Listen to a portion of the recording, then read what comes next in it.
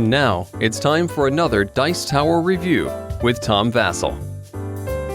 Hey folks, my name is Tom Vasel, and today we're taking a look at Quadropolis from Days of Wonder. Now, Quadropolis this is not the first time I've taken a look at this game. I gave a preview to the game, which had not final artwork, and it was kind of a beta version of it, and back then it was called City Mania. So you can take a look back. I think me and Z took a look at it together, but I wanted to give my thoughts on the final finished production. Also, I've had a chance to play it even more since it's come out. And obviously, if you've watched my other review, you already know I like it a lot. That has not changed much, but I want to tell you about the finished product because I really think this is a cool game. Here's how it plays.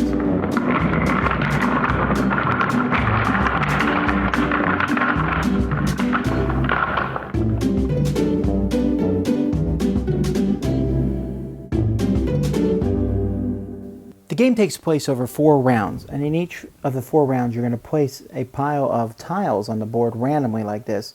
And there's numbers in the back of them, so you'll see all these ones with 4 here are only going to be turned over in a 4-player game. But let's pretend that we're playing a 4-player game. We're going to turn them all over.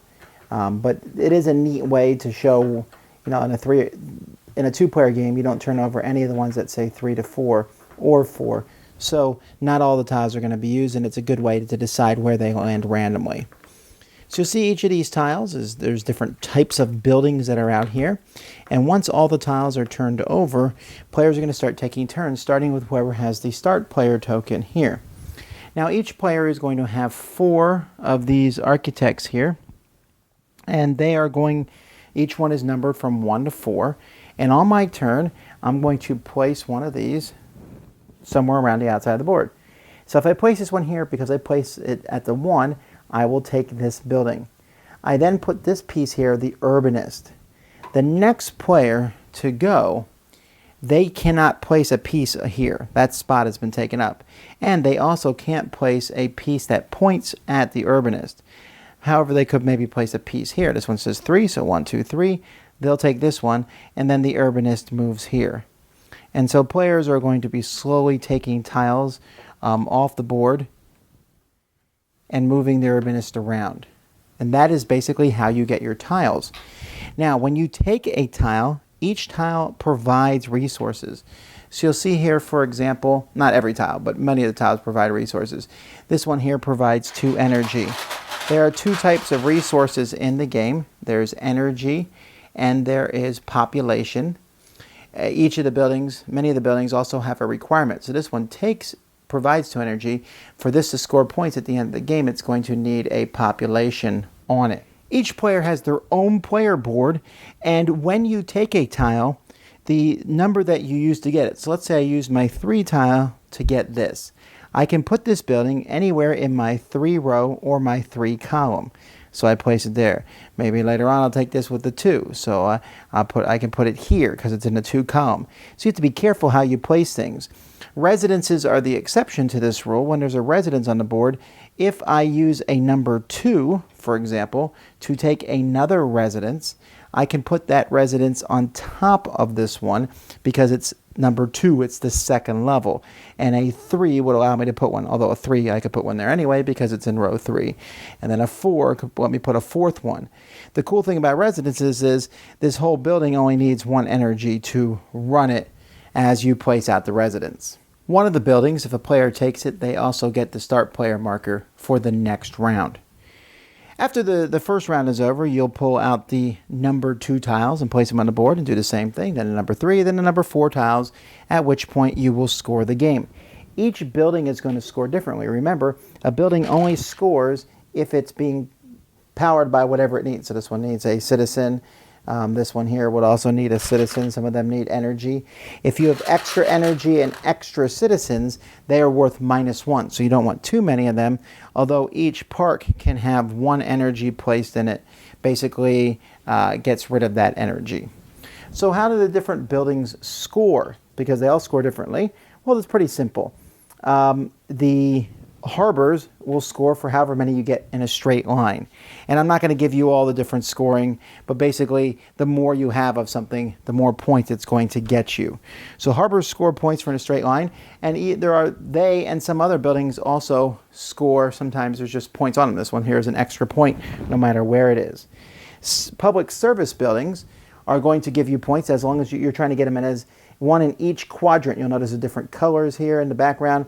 So for each public service building in the background, you'll get more points the more corners you have, and some of them are also worth points also.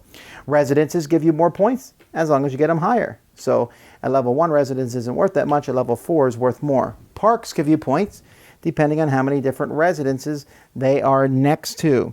Shops are a place to put extra people, and the more people you have in them, up to a maximum of 4, the more points you will get. And then factories are going to score points if they're next to shops or harbors. So you want a factory that's next to harbors and shops is going to do very well for you.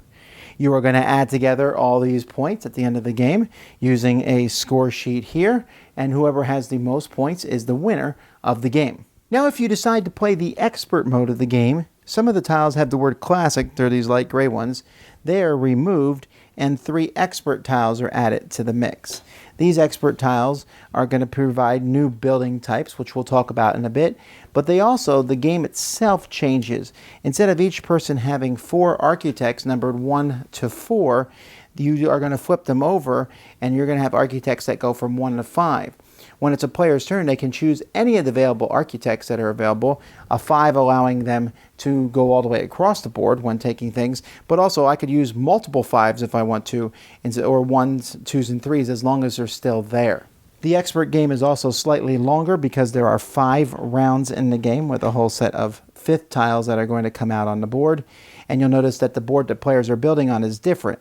So when I have used an architect of level 5 for something, I can put it anywhere here, or I can put on this number 5, or this number 5. A 1 can go anywhere here, or 1, 1, 1, and 1. So there's different ways that you can put things out on the board. There's also new types of buildings. There's these office buildings, which are kind of a mix, where you're going to get points for them based on how big of an area they are connected to each other and how high they are. They are another building that can be built on top of other buildings. There's also special landmark style buildings. These are buildings that when you place them are going to get points depending on what they are placed next to. So for example, this is like a special fountain. And so if you have that out on the board, it's going to give you points based on, it's a monument based on what it's next to. You want them to be next to public service, shops, and parks if you possibly can. That's pretty much the main differences between the expert version. And then finally, there's even a little mini expansion included in the game, and these are playgrounds. These can be substituted for some of the parks in the games. And what these do is they don't get rid of pollution like normal parks do. They act like a normal park in every other way. And they give you a person when you put a playground in. So they give you an extra person, don't get rid of the energy, and otherwise score like normal parks. So you can substitute these if you want. They're a very minor change to the game. There are many games out there where they have a family version and then a strategy version. And I'm sitting there going, well, I like this version better than the others. Sometimes the strategy version is too complex. Sometimes the family version is too simple. In this game, the basic and the expert version, I have to say, I probably, since I've gotten this, played them equally. I like the expert version, and if you press me, that's the one I would probably want to pick because I like having the extra buildings and placing them. You know, I like the fact that you can pick the different architects, but I'm not tied to that. If I had to play the basic version, I'm completely happy with that, and had they not even included the expert version, I think the game itself would have been fine. Now, these components are great. It's maybe hard for you to see this here. I don't want to spill it, but this insert is really well done. It holds all the tiles. It has the expert and the basic ones separated so you can easily mix and match them. The translucent meeples and energy pieces are cool. I mean, even the starting mayor pawn piece, Days of Wonder, is still on top of their game.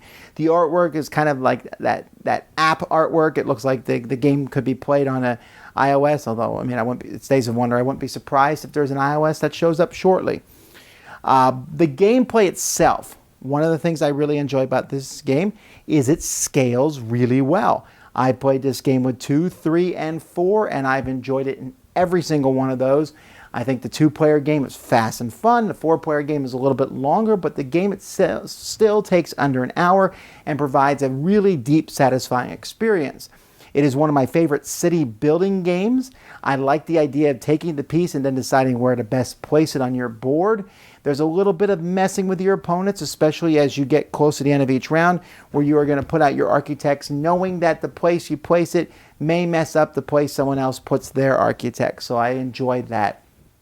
Overall, the focus of the game is one of just elegance, I guess is the best word for it. What you can place your architects around the board. You only have so many places to put them, and you're saying, okay, forget about the architects. Which building do I want? And you really want them all. You want the 4 civic buildings, because having one in each corner is great. You want to have some tall residences. You want to have parks. You want to have a line of 4 harbors. You want the ones that are worth more. You want the one that has the first player marker so you can go next turn. But you can't get them all. And the one you might be getting, someone else might have put the black pawn there so that you cannot move in that spot. It's annoying, but it passes.